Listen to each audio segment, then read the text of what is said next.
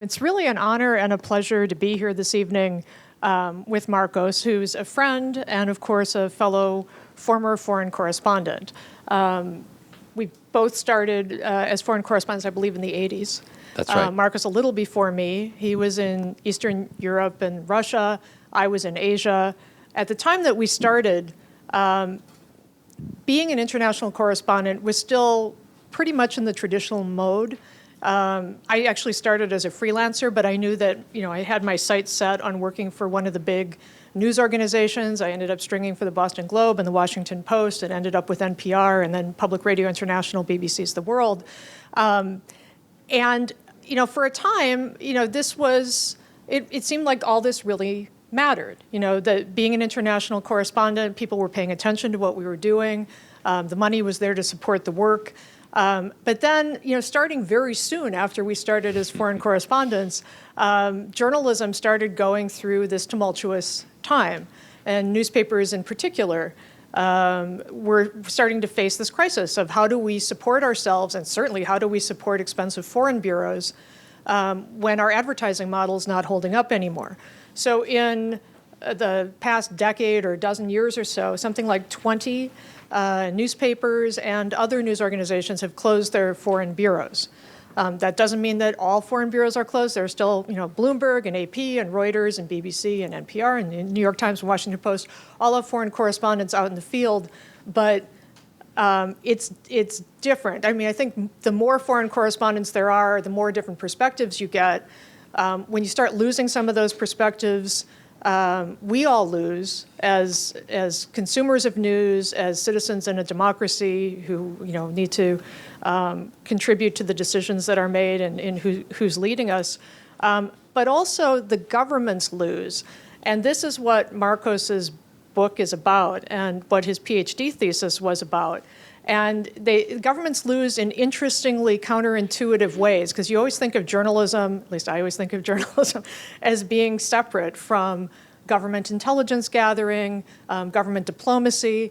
But in fact, you make a case, a pretty compelling case, that is much more intertwined than a lot of people think it is.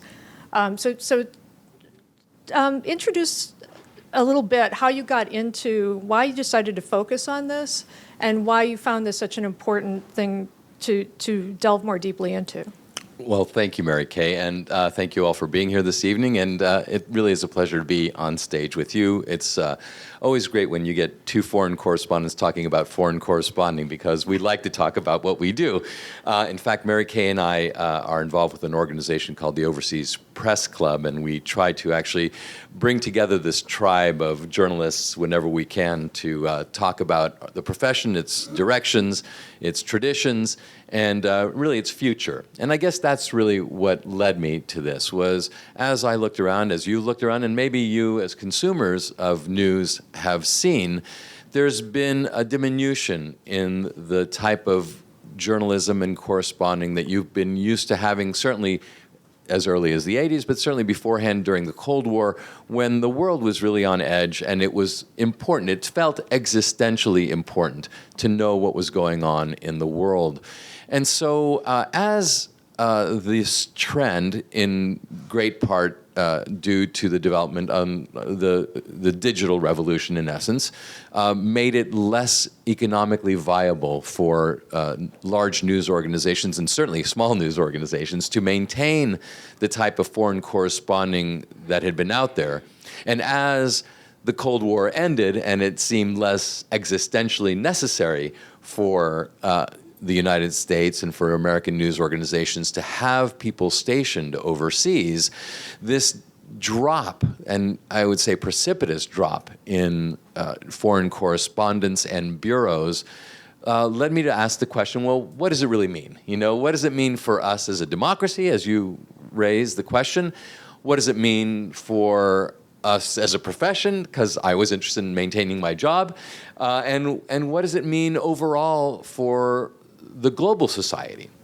And you want me to introduce it, so I will. And so as I saw that, I saw this diminution, and my assumption was there are fewer foreign correspondents in the world. And the reality was, as I looked further and further into this this question, it turned out that today there are actually more foreign correspondents in the world than there have ever been. There's one very big difference. They're not our foreign correspondents. The foreign correspondents that we're used to having and seeing and hearing from have been American and Western foreign correspondents because we dominated the 20th century media landscape for many reasons, partly because of the way states are functioning. But as we entered into the 21st century, and certainly as we arrived to 2018, the dominant institutions that are supporting foreign corresponding and bureaus and news organizations are actually the Russians and the Chinese. And so that led me to a different question, which is, what does that mean? Right. And you've coined a term to talk about all kinds of different news organizations that have an international outreach. It's GNN, which is not a direct competitor to CNN. CNN is a part of the global news networks. Yes, I refer to these things called GNNs, which are global news networks, which means as we look at the media ecology and the landscape of how we get our news and information, it's not strictly the news organizations that we've traditionally relied on for the news and information that we've received, but it enters into a much broader spectrum of institutions and individuals who make up these global news networks. So in part, it can be, of course, the New York Times, but it's also Twitter today. But it goes beyond that because there are organizations that are filling in and informing us that are not traditional news organizations, that are not trained in the same way. They don't have the same traditions that news organizations have, but they, in many ways, provide the type of information that we then use within the journalistic structures to inform us as a citizenry, but also to inform the governments. And those are really, very simply, NGOs oftentimes, places like Save the Children or Human Rights Watch, are major contributors to the type of journalism that you will read because they actually have the resources and apply the resources in very directed ways to do the type of reporting that foreign correspondents used to do in the field. They do it in a very different way, but nonetheless, their type of information filters towards and is oftentimes directed towards news organizations for distribution. And then the second part that I really sort of call out are the academics who are out there doing field research and other types of information gathering, and then, of course, again, inform our newspapers and our news organizations. And if you're used to reading or watching TV and radio, you'll often hear research quoted and cited and academics referred to because they really are doing the hard work that reporters in the West used to do. And that some still do. Absolutely. I'm not saying that it's disappeared entirely. And in fact, Mary Kay is a great example of it. She, for years, was in Beijing. She's now training new journalism students to go out into the field at UC Berkeley. And I, in fact, remain active in the field as a foreign affairs columnist for the McClatchy chain. A side note about the McClatchy chain, they closed down their bureaus a year and a half ago. So all of their foreign bureaus. And in fact, the news organization for which I most recently worked in China, The World, which is an international news and current affairs radio program, closed down its foreign bureaus in 2013. It now has a network of stringers, and it has always been able to use BBC correspondents in the field because it's a co-production. But that was pretty stark when that happened. Yeah. There was just a budget crunch. When you talk about global news networks in your book, you also divide them into three different categories based on where they get their funding, who controls them, and what state they're in, and also, basically what their intention is in having this network. Yeah, I look at originally I looked at it basically from the funding model, which is, are they commercial, are they state-run, or are they a hybrid? And so when you think about commercial networks, we think about CNN, and it's this global network that actually, or the New York Times, and they have reach, they're often in English, they have international audiences, and they really are controlled either by shareholders or by their owners. The state ones are just as easy to define. They include things like CGTN, formerly CCTV in China. It's the Chinese state television network. That's right. Xinhua, which is a type of AP of the Chinese, of China. But run by the government. But run by the government. It is not an associated press. It is a state-run press. But it also extends to Russia with RT, which is now the title of the former Russia Today network. And then there are these hybrid organizations, which include the BBC, for instance, which get license money but also get some commercial money and have, as a result, relationships both with the state that are formal but also are driven by commercial interests. So what I argue is that when you are working for the state, then you are, in fact, serving the state. And I think that's a fairly easy thing to understand. In fact, even Congress has recognized this and pushed that RT and the Russia news organizations have to register within the United States under the Foreign Agent Registration Act. That has not yet happened in China. Anyway, okay, I'm getting ahead of the game. But you were saying that in Russia and Turkey, Western journalists who report for any sort of organization that's connected with the state have to register as foreign agents. That's right. So Voice of America, for instance, and some of these other state organizations that we too have overseas, we too, the United States, also need to register in some of these countries. That's right. So where do you put Al Jazeera?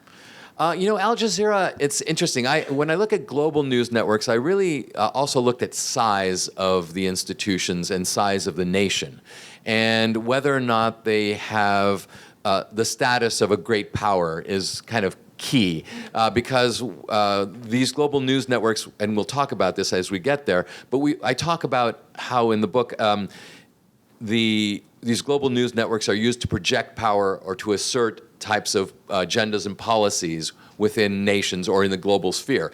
Al Jazeera, however, does not qualify as a great power. It is a fairly small country that runs out of Qatar, very wealthy country, but it functions dominantly, I think, as a lobbying organization rather than as an extension of state power.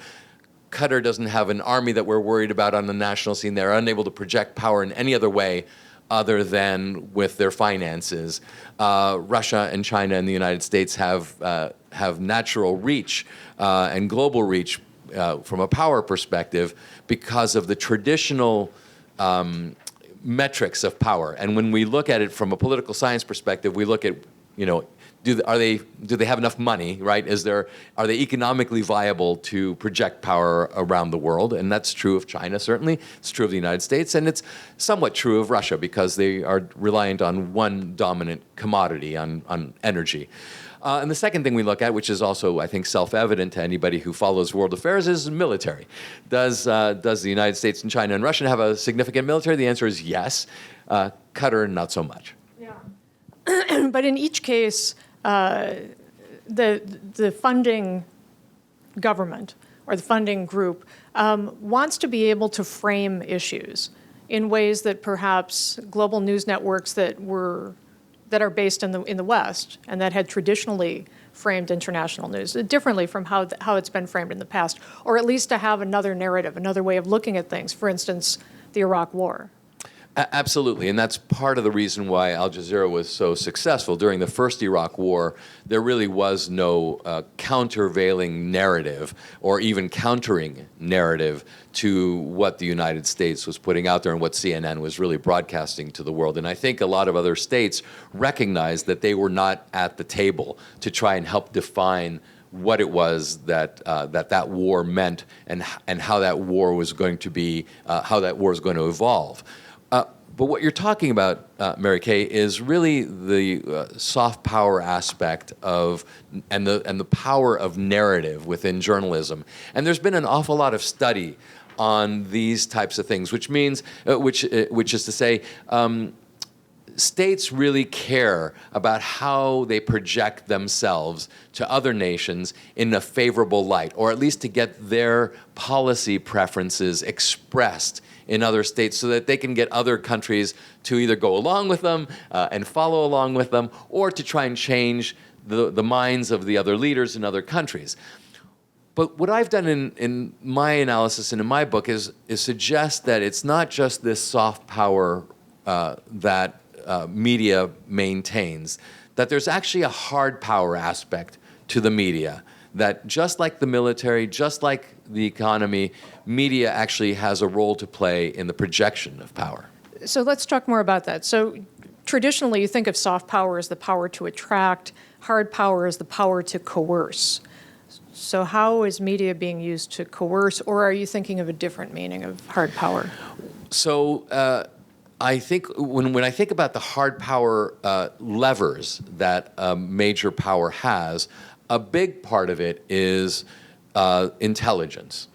And when you speak to those who are involved in intelligence gathering, the intelligence organizations, you will find pretty quickly how reliant they are on news gathering organizations. It took me a while to figure it out because I was fighting what was before me and what I was being told. I really didn't want to believe that my colleagues and I were a part of the data and information collection that was used actively by intelligence organizations. But it's not that. But what I had to fight, yes. Are you talking about more than just they read your stories? No, I'm talking about they read my stories and they listen to your radio programs, right. And they are able to then and actively use that work to be able to do the analyses that are necessary for decision making for a state, but also beyond the decision making, they're able to use it for analysis. You're leading me down one path, which is one that's going to be very dangerous, of course, to go down, but is also quite relevant because this is what I would call, so what I've just described as informal relationships with intelligence gathering organizations. So, yes. So I was going to lead you to talk Yes. first about Walter Cronkite, Yes. and then about yourself in Haiti. Okay. Yes, there are examples, however, so we'll talk about the intelligence gathering, and then the second part of it is, and then I'll talk about Walter Cronkite. But there's a second aspect. So the first part is we're, as journalists, regardless of where you are, involved in some capacity in intelligence gathering. It's what we do. We do it for, in the West, we do it for a broad audience. There is it's every one of you in this room are consumers of the type of intelligence that reporters do in the world. Yeah, we report, we gather data, we do interviews. You could call that intelligence gathering. If you're reporting in an authoritarian country, they might call you a spy. Yes. And so even though we do it in the West in this particular way, what I found and what I analyze in this book is that countries like China and Russia do not necessarily do it for the broader public, but in fact they do it with intention to in fact be intelligence gathering organizations for the state. So that's the one side of it, and we can go into that in some detail. The second part of what I found out that journalists do on the hard power side of the equation, not the soft power, not the narrative stuff, is that they actually engage in diplomacy. And you would say, well, how does a journalist engage in diplomacy? And you mention two examples, one of which I was a part of, but the first with Walter Cronkite. Although I'll mention a third one. Do you know which one I'm going to talk about? No. Okay. So during the Cuban Missile Crisis, CBS had a correspondent who was basically intermediating between the Soviet Union and the United States. His name was John Scali, and he worked for CBS. He eventually, and he was key, as was the Pope, by the way. But there were these second-track means of getting messages to the Soviets at a time when the diplomats and the leaders were not speaking with each other, but they were on the brink of nuclear war. And so John Scali was actively bringing messages and, in fact, freelancing to some degree with the message because he had to think on his feet to, in fact, prevent nuclear holocaust from occurring in the early 60s during the Kennedy administration. He eventually went on to work for an administration, left the news business. The Walter Cronkite example was one where he actually had met between Israelis and Palestinians, or rather Egyptians, I'm sorry. It was between the Egyptians and the Israelis, and had, in essence, negotiated a type of first-level negotiation between the two countries. And he talked about this, and he said it was just an accident of being where he happened to be and having access with these people. But the reality was, he did it. And you asked me about a third example, which was Haiti. And this is one that I was personally involved with. I had a colleague who was also a CBS. I guess there's a pattern here. CBS is actually a diplomatic organization, maybe. A colleague of mine, Terry Phillips, was down in Haiti, and this was during the time when Jean-Bertrand Aristide had been deposed, and Raúl Cedras was the coup leader and the head of the state at the time. And CBS had a significant and typical news presence. It was 50 people on the island of Haiti, on the island nation of Haiti. And he had happened, as we all do as reporters who are working for large organizations, for institutional organizations, to be close to and have access to the leaders of that state. And they asked him if he would be willing to pass a message to his country. Again, not an atypical thing that happens to us as journalists. We often are asked in these very tense situations to do something like pass a message to our government. Whether you do it or not is up to the individual journalist. You have to make some pretty significant calls, ethical calls. You have to really search your own moral question, the questions of your own moral standing and where it is and why it is you would do something like this. But he made the call that, in fact, after he ran it by Dan Rather, that he would, in fact, pass this message along. Yes. Because he thought, I'm saving lives here. That's exactly right. This is averting a war. Yes. There was no diplomatic representation that we had on the island at the time, and we had the U.S. Navy steaming towards Haiti. So it was a very active situation. And he felt that that by doing that, in fact, it would save lives because they were reaching out to try and have some level of negotiation and dialogue with the United States. To make a long story short, but you can read the long story if you want in the appendix of this book, I contacted Lee Hamilton's office, and then Lee Hamilton's office contacted Terry on the island, and the next thing you knew, you had Colin Powell and a number of others going down to the island and, in fact, averting that conflict. So from my own experience, something like that would be more episodic than systemic. It happens to some journalists occasionally. It's not something you encounter every week or every month or every year, and sometimes not in a career. Being a journalist in general is an ethical thicket. You're always dealing with, how do I deal with this situation? Someone is, dying of cholera in front of me. Do I help them? Do I go report this story? Et cetera, et cetera. You have several examples in the book where journalists are, certainly what I think we all do as international correspondents is you keep up relationships with diplomats, knowing some of them are intelligence, and not just from your own country, but from other countries as well. When I was reporting in Cambodia and Vietnam, the Eastern European diplomats, this is in the early 90s, they knew the country the best, and they also knew what was happening with the Soviet Union collapsing the best. So they could sort of talk about what funding was and wasn't coming in. But when you sit down, you always know, you're maybe talking a bit about what you found in the field, and you're getting something, but you kind of have to be a little careful, and you have to be aware of who you're talking to. You talk quite a bit in the book, you write quite a bit in the book about this set of relationships and how it's of value to, in the case of American journalists, to the U.S. government. Yes, and so it is an informal relationship, as I say. When you look at the Western news organizations or the Western NGOs or Western academics, the relationship is informal, but it is a relationship that we all have and that we carry on. Oftentimes when we land in a country, at least when we used to have foreign correspondents who would go in and do these types of works, one of the first stops would often be the U.S. Embassy, if you're an American, to be debriefed and to be informed as to how the official state policy is towards that particular nation. when you're a correspondent who's been on the ground and residing within that nation, reporting on that country, you have developed a fairly significant network over time of artists and of people who are writers and politicians and businessmen. And that network that you establish and that you rely on for your reporting, and to be able to develop your stories and to be able to then deliver them to your home audiences, are quite valuable.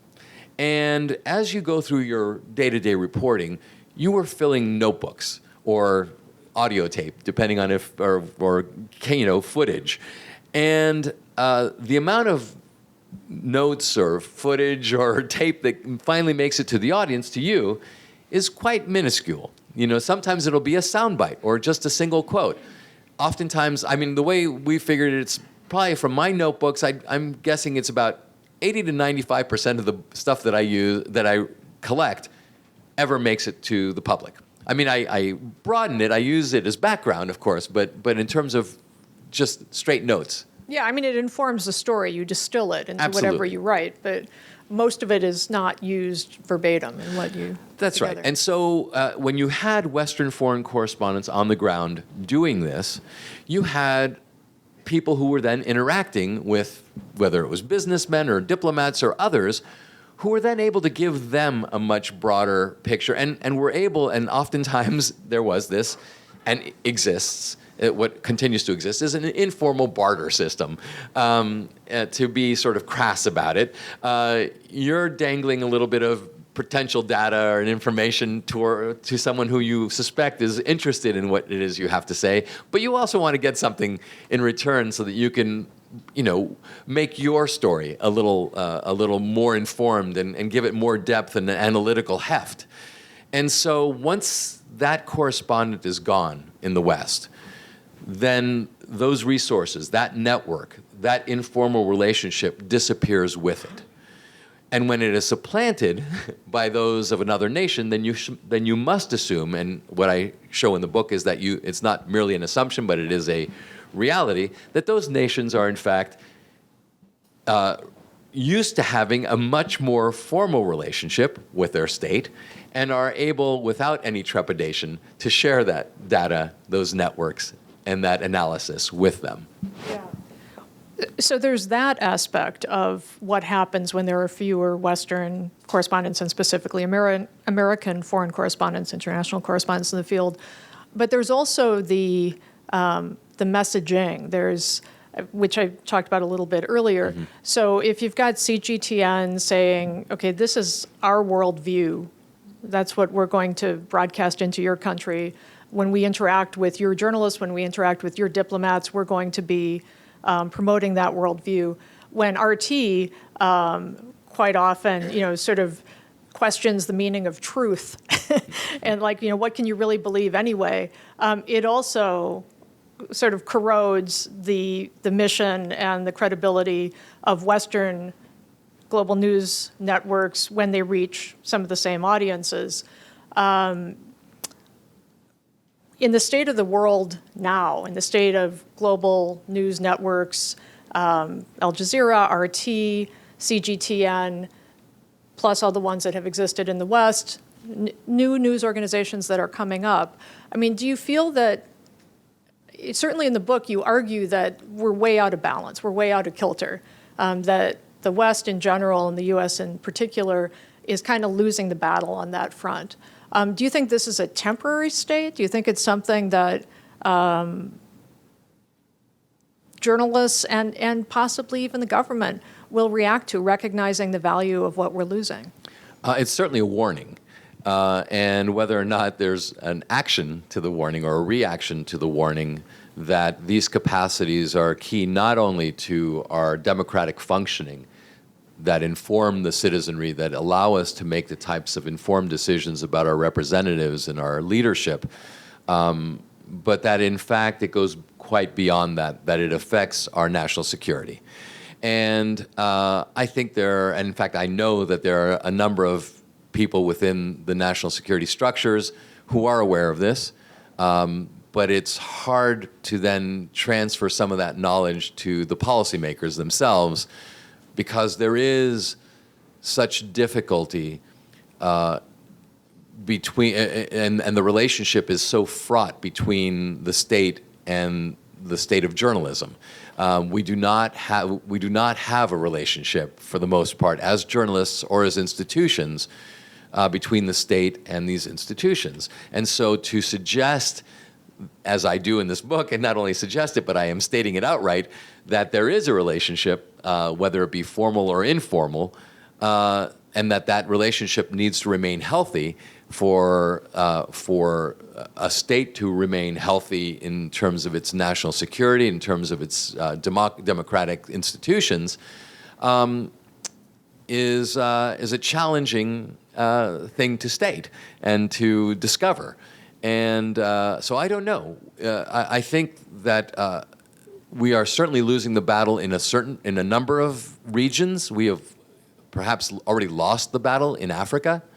I think it's safe to say China has made significant inroads, in particular with CCTV, not only because of their presence of bureaus and of journalists, but because they have a significant investment in the continent in general from outside the journalistic world. But on the inside the journalistic world, they have broad distribution.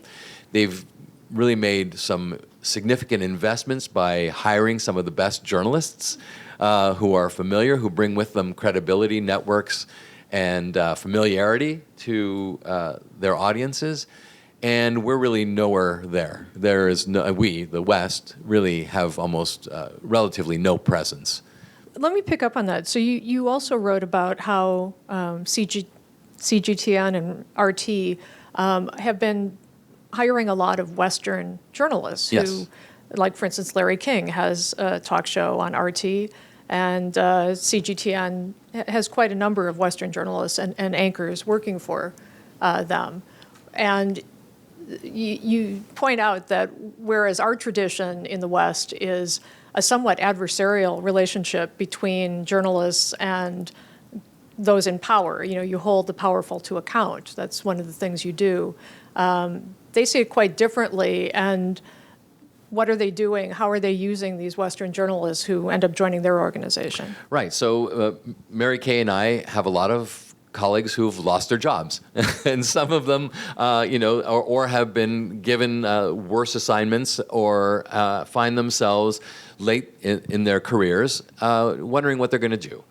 And here comes an organization that suddenly offers you a fairly decent wage, a lot of airtime, or print space, lots of column inches, and they're telling you can do whatever you want to do, for the most part, as long as you don't write about Tibet criticize the government Yes. that is paying your salary. That's right. So, but that's oftentimes the unwritten and unspoken deal that you're making, but everybody knows that they're making that deal when they enter into the organization. Those at RT knew that when Crimea was invaded and occupied, that they were not going to be doing a whole lot of stories on Crimea.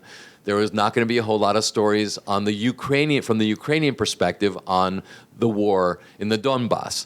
So, but there were a couple who were aware of it, who were critical of it, and have left RT since.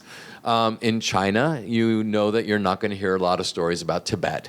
There's not going to be a whole lot of Taiwan stories and Taiwan independence movement stories, or Taiwan, relationship stories, diplomatic relationship stories. So that's the deal you kind of make. But what you're talking about is even more pernicious and probably less conscious for our friends who are taking these jobs. Because, again, you bring these great Rolodexes and this relationship especially if you're advanced in your career, you really have great analytical skills and experience in relationships.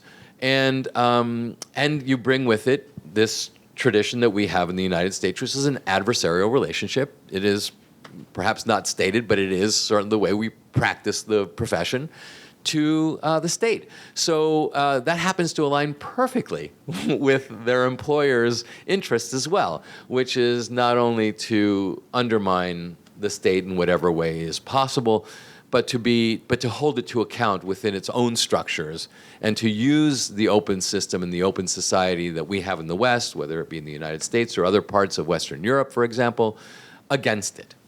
And so it is really a sad and I think dangerous development. And I don't blame my colleagues for doing it, but it is an exploitation of their professionalism that is going on, and oftentimes they're unaware of it. Yeah, I will say about Africa, because I've done some reporting there about China's investment and attitudes toward Chinese investment in China in general, that I think there's probably more critical thinking among African viewers and listeners than you might think. I mean, there's been a long tradition of listening to the BBC, and a lot of people I've talked to certainly can tell the difference between critical thinking and rigorous reporting and something that's slick but lacking in some of the core journalistic practices that they were used to hearing from outside news organizations. And I would agree with you that the audience is somewhat critical, but the question was, is it game over? And the presence of those institutions is getting overwhelmed by the non-Western organizations and institutions that are really making significant inroads throughout the continent. They started out in Kenya with one of 3 CCTV, or now CGTN, broadcast centers. There's Beijing, it's Washington, D.C., and it's Nairobi. Yeah. So we have a question. What can Western news organizations do to better support foreign correspondents so that journalists will continue fulfilling their roles? That is a tough question because our organizations are commercial organizations. They need to make a profit or at least break even, and that is oftentimes not the case. And foreign corresponding is very, very expensive. Especially, it's somewhere between $500,000 and $1 million a year to maintain a foreign correspondent, his assistant or her assistant. Public radio can do it for a fraction of that. Yes. Okay, so let's say it's down to $200,000 a year for a correspondent. You're not paying for her apartment. You're not covering her travel, or even if you are, because you're going to a developing nation. Okay. But that changes when you go to a conflict zone also dramatically, where you require security and you require any number of other ancillary aspects of a correspondent's daily life to be able to maintain that correspondent. In an environment where you are cutting significantly in your newsroom, the first things that are likely to go are your foreign correspondents. So the question is, how do you then underwrite this? And that, I think, is an open question. I suggest that there may be ways that the state can provide incentives for news organizations, perhaps in the form of tax incentive. We've seen things like this in the past where news organizations are allowed, for instance, to get around antitrust laws with something that used to be called the joint operating agreements that allowed newspapers back in the old days to essentially have monopolies over their cities. In San Francisco, it was the Chronicle and the Examiner were allowed to have joint operating agreements. This was true also in places like Detroit and elsewhere, where newspapers were threatened and their profit margins were threatened. So the state has a tradition of supporting what we see as being a civically important function, which is the gathering of news, the distribution of news, and the operation of news organizations. I think there's a city out east right now that's also just jumped in to help its local news organizations. It's actually drawing from, it might be in New Jersey, in fact, where they are now investing. That is, the city or the state is investing in a news organization to keep this practice viable. So kind of becoming a hybrid, not GNN, but kind of like the BBC, where the government's involved, but it steps back from the editorial process. Yeah, it would have to be entirely divorced from the editorial process. And I think that tradition would have to be maintained and guaranteed before any news organization could get involved in any significant or serious way with state support. But as we saw during the JOA days, the state really had no editorial control. The joint operating agreements that existed for these newspaper organizations, the state really didn't engage maybe it tried, but it really had very little effect at being able to direct editorial, to change editorial direction. Yeah, it's kind of an irony that one of the reasons why 20 or so newspapers had to close their foreign bureaus was they were profit-driven. Many of them were publicly traded. Share owners wanted to have double-digit returns on their stocks, on their shares. And one of the easiest ways to make a quick profit was to cut the most expensive parts of the operation. And quite often that was the foreign bureaus. But then once you don't have the foreign bureaus anymore, if you're a mid-sized newspaper like the Baltimore Sun, or even a larger newspaper, the Chicago Tribune, Newsday, it's like, okay, so then why should I mean, maybe I'll read you for local news, but I'll read someone who still is covering international news. So there tended to be this move of people who wanted to continue to keep up with what was happening in the world, subscribing to the New York Times, listening more to NPR. NPR's listenership has doubled to 40 million in the last 10 years. So it's not that people aren't interested in international news, as you all know, you're here. But it's just that there are fewer places from which to get it.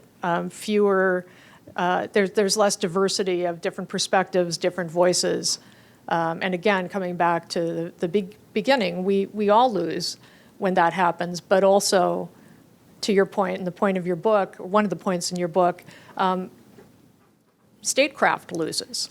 That's exactly right. I would just say as a coda, the other thing that we lose when the business model collapses is the investigative reporting, because that too is very expensive. I used to run the Washington Monthly. I was the publisher. And what I used to say about investigative reporting is that it's like wildcatting. You dig 10 wells, one of them is you get a hit, and then the payoff is you get sued. And so it was never a very viable model. And of course, the good news on the investigative reporting is there are a number of nonprofits that have grown out of philanthropy, really, for the most part, that have become quite good and are doing significant work. No such philanthropy is yet helping our foreign corresponding develop in the U.S. the way that it has some of the investigative reporting. And I think of places like the Center for Investigative Reporting and ProPublica and others. The Pulitzer Center is funding. The Pulitzers. Yeah. Yes. So one of the things that we have noticed on foreign corresponding, and this goes again to the funding part of it, is that they're very targeted on stories that seem not to be sort of larger global think pieces. They're much more targeted towards an environment issues. piece, Yes. or a health piece, or a women's issue piece, or something like that. And so, which are great, and they're really interesting stories to get. But what the traditional foreign corresponding brought, not just the reader, but also the state, were global analyses and geopolitical analyses and access to prime ministers. When I was working for Newsweek, for example, I was in Eastern Europe, and this was before I moved to the Soviet Union. I was one phone call away from the prime minister at any time. It really didn't take me very long to get access. I mean, schedules would have to align, but it was never a question of whether or not I would have access. As these institutions disappear, what you also are finding, and this is part of my book's premise as well, is you're losing access to the policymakers. And in foreign policy and in foreign affairs, it's all about who's at the summit, who is at the summit level of government, because they're the ones who are empowered to make the decision. Two things happen there. When I have access, or when any foreign correspondent has access to a leader who is making critical decisions, because it's a very limited group of people who make foreign policy decisions, the first thing is, either by my questioning or by my interests or the types of things that I'm expressing, I am having some level of influence and reaction from the person with whom I'm interacting. Oftentimes, because I'm an American, that reaction will be, or that question will be an American-oriented question, because my readership is also American and I want to be able to bring back something that is of interest to my audience. It also happens to be of interest to my state. The second thing that happens is that person is giving me information that I'm able to then give to my audience and then again to my state. When those foreign correspondents are gone, that interaction is gone. That two-level relationship is destroyed. So another question, picking up on what you were talking about just a bit earlier, how can the state subsidize news without incurring a fear of state influence or bias? And I'll let you start, and then I have something to throw in. I'm actually much more interested in what you have to say. I think it's a very difficult thing, and I think in this environment it's fraught because we have leaders in our nation who are suspect of the news organizations that we have. So it's very difficult to imagine in this environment right now that relationship being able to function. Although it has functioned for coming up on 50 years with public radio. There has been at least some government funding of public radio, both at the local level and at the national level. Now, at the national level, it's down to about 3% of the total budget, but local stations rely on government funding for, as much as 20%, and then the rest is made up with, contributions from listeners and underwriting from corporations and grants from foundations. But that model has worked because the government doesn't get involved with telling editors and public radio stations what they should report or how foreign correspondents for NPR should report. Pardon? Yeah. Until now.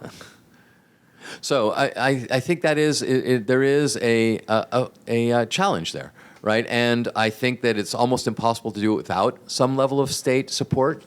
But you're always going to have to be wary of the state trying to involve itself editorially. And I think that's just always a challenge. And we see that those stations, those networks abroad, there is no firewall between the state and the reporter and the institution. And not only is there not a firewall, but in journalism schools in China, students are taught your role as a journalist is to be the mouthpiece of the state.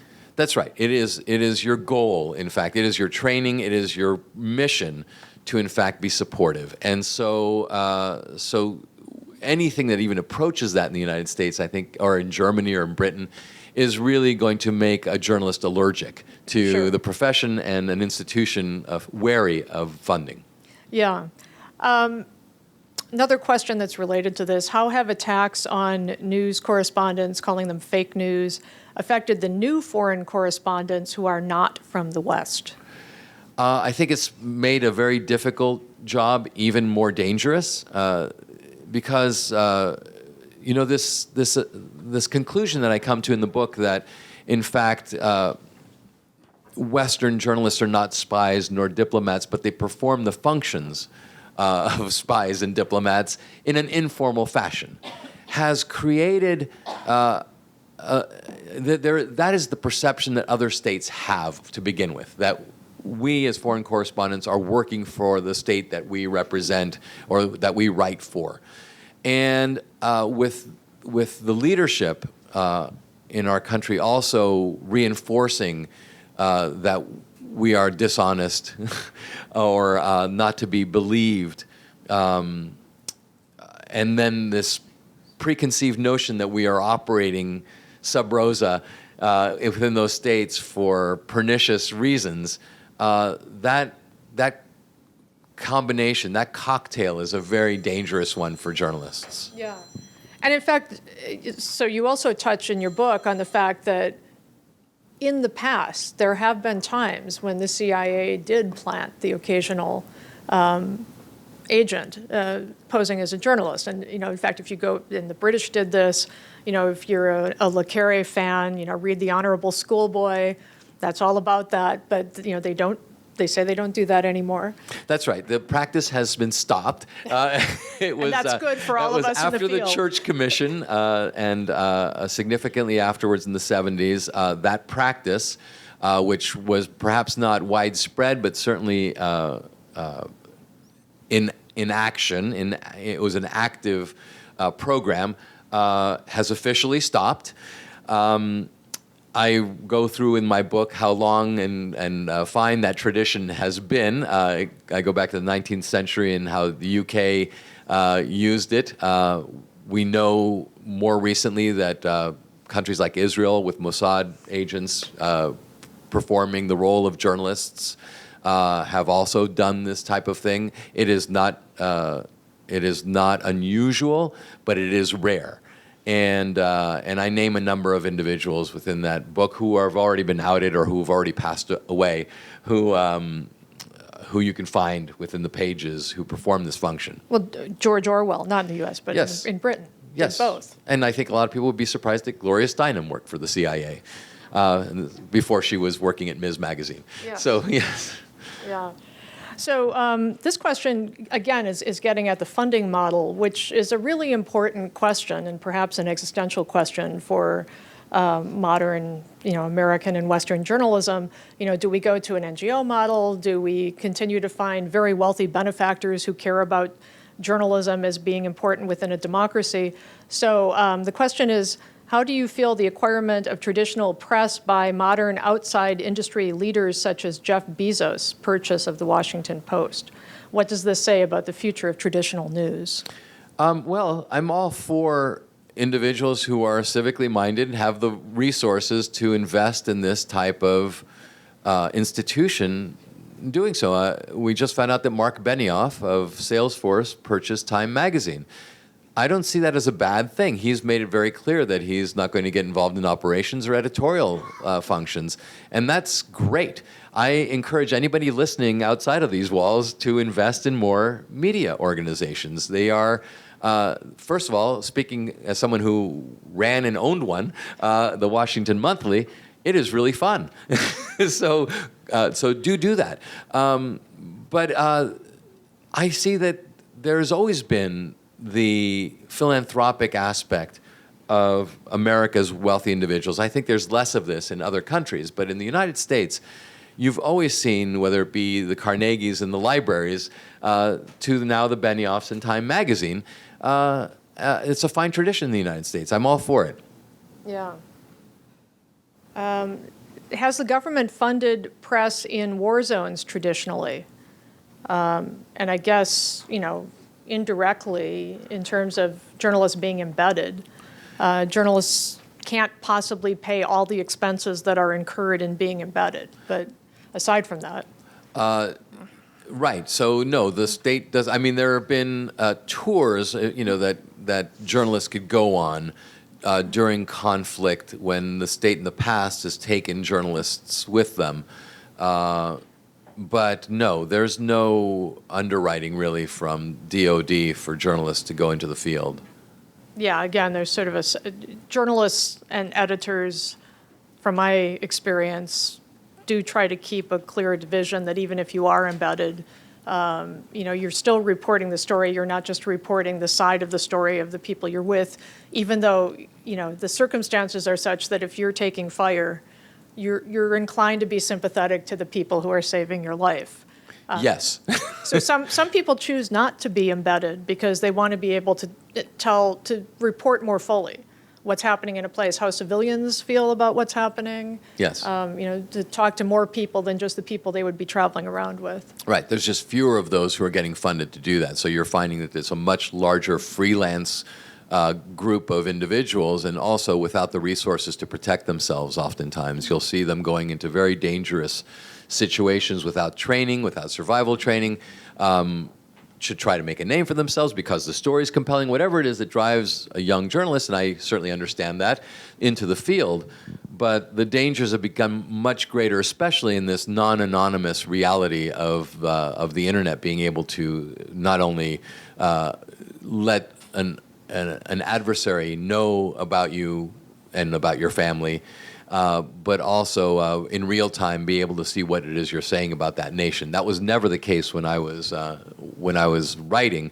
It was the case when I was doing radio. Some of my radio broadcasts were broadcast in Moscow, and that was odd because what we were used to was being able to do the reporting, have the stuff get sent at home, and nobody ever saw it except until it became a press clip, and then it went to the embassy, and by the time it went from the embassy to the foreign ministry, it was old news. Yeah. So this question gets at the soft power aspect of American journalism and Western journalism. Have Western media lost the battle in terms of spreading ideology? And the question gives us an example: Islamist ideology has been spread in recent years through the Middle East and North Africa. What about the U.S. message of, democracy and pluralism? And I mean, obviously, even within the U.S., that's receiving some pushback. Right. So I think this has less to do with the journalistic question, but really much more to do with the current state of our politics, because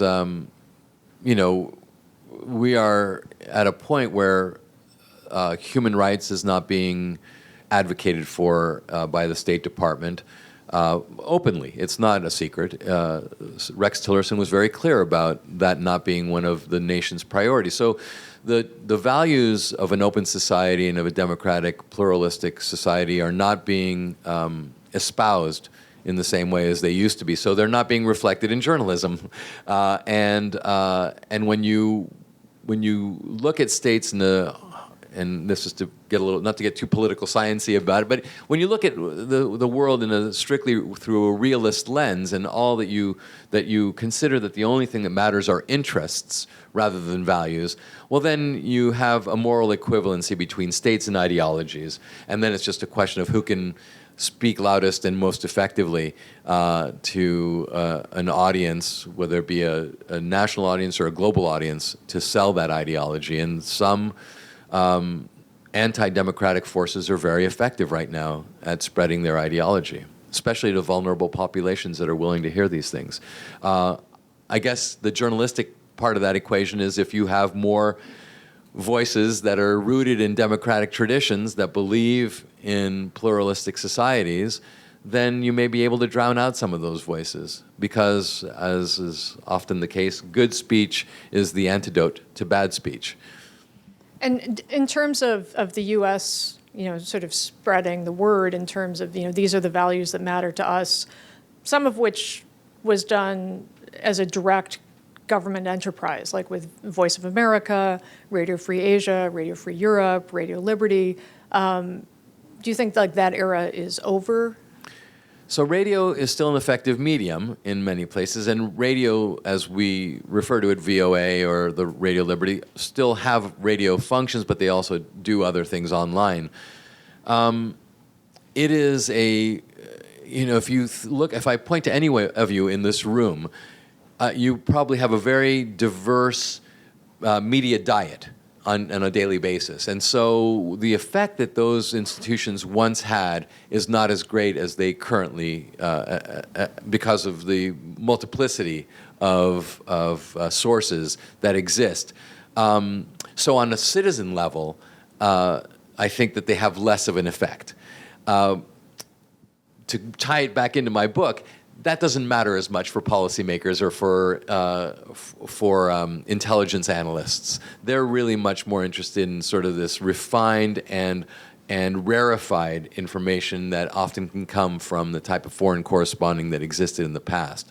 So they're not looking to Twitter feeds necessarily to get their analytical understanding. They're looking at Twitter feeds to see whether memes or ideologies that are spreading to a much larger citizenry and audience. So it's kind of there's a two-level game that's being played right there, and where VOA and Radio Liberty and BBC and others can play a significant role is by being in the field, gathering news and information, and then being able to be a part of the general media diet of those nations, oftentimes nations that don't have domestic radio or television that is able to give them a more balanced news diet, because they then, Radio Liberty, Voice of America, operate as what are called surrogate broadcasters, since those nations don't have real broadcasting organizations. Let me wrap up with a quick Yes. question from me and a quick answer from you. Okay. So given everything you spell out in the book in terms of what's at stake here, given that this talk was entitled The Decline of Western Yes. News, to borrow the phrase that Linda Hunt's character used in The Year of Living Dangerously, what then must we do? Yes, the decline of Western news. It is, we are on the brink, and I think the questions brought it out. Part of it is a business answer. How do we fund these institutions and organizations that have been vital to our democratic life? and to the United States and Western nations asserting and projecting themselves as beacons of hope and of successful economies throughout the world. So one of the answers is, what do we do economically? The other is, how do we get more people out there? And I guess it's tied to the business model. We have to figure this out. Otherwise, there will be a further decline of Western news. And let's hope there isn't. Let's hope we figure this out. That's all we have time for. Please join me in thanking Markos Kounalakis for a really interesting, important conversation.